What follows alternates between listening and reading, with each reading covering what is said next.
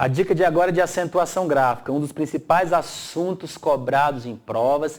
E aí o principal ponto de perda de pontos aí dentro da prova do PAS UNB e de concursos públicos em geral, além do Enem na hora de produzir a redação. Observe, sabia é um verbo, sábia é um adjetivo, sabiá é um substantivo. Perceba que eu tenho 3 classes de palavras diferentes que estão vinculadas à questão da acentuação gráfica. A posição de onde foi colocado ou não o acento muda a classe da palavra. Por exemplo, análise é um substantivo, analise é um verbo, público é substantivo, publico é verbo. Então, quais são as palavras mais comuns de erros dentro de redações por aí? Você tem a confusão entre o E e o E. O E é uma conjunção. Eu digo o Brasil e os Estados Unidos.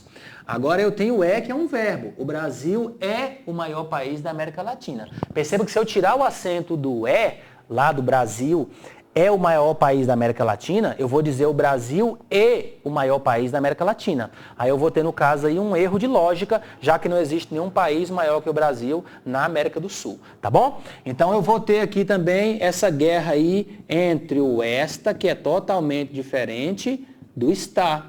Esta é um pronome demonstrativo. Eu digo esta lousa, diferente de eu dizer que este pincel está, não é, na minha mão. Então eu tenho pronome demonstrativo, eu tenho verbo, eu tenho conjunção e eu tenho verbo. São classes diferentes. Dica do dia. Preste atenção nas terminações. IO e IA. São ditongos. Toda palavra terminada em ditongo, ela é acentuada quando paroxítona. Então, se eu tiver horário, relógio, refúgio, prestígio, todos têm acento obrigatório. Mesma coisa com o IA. Importância, relevância, ignorância, alternância, independência. Tudo isso aí tem acento de maneira obrigatória. Outra dica, muito cuidado. Quando eu tiver o ditongo aberto OI, e ele tiver no final da palavra como constrói, o acento é obrigatório. Perceba que constrói, o OI fica no final. Agora, se eu tiver, por exemplo, a palavra joia, esse acento um dia existiu.